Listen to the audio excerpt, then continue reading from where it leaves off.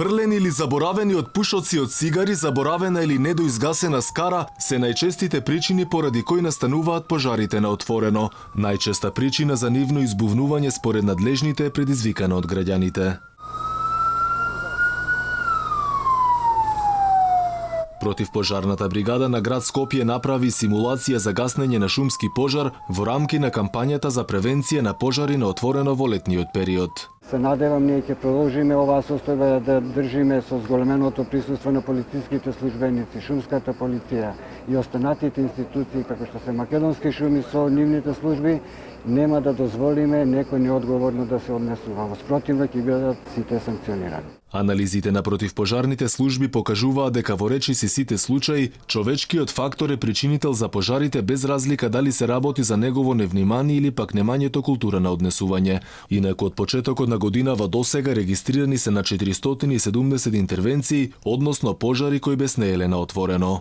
Повеќето по наша симулација и по наше гледиште се намерно запалени, што за сеча за дрва, што за пасишта, на повисоки места кај што се недостапни за нас. Например, кога земе пожарот на 18 март на Скопска Црна Гора, тој беше на 1054 метри висина. Очекувам дека нашата работа и оној дел на отворен простор не следува после 20 јули, 25 јули од тој период, кога почнува малце повеќе суша и очекуваме од невнимание на граѓани да имаме фрлање на догорчиња или вакви излетнички места каде што очекуваме да има несакани ситуации или пожари.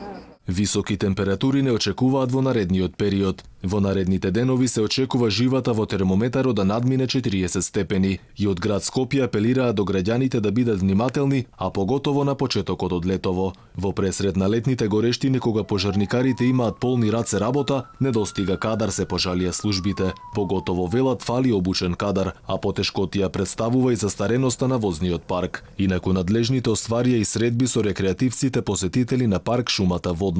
Ги советуваа граѓаните за ризиците од појава на пожар и штетите од нивна евентуална појава, а се со цел да не палат оган на отворено.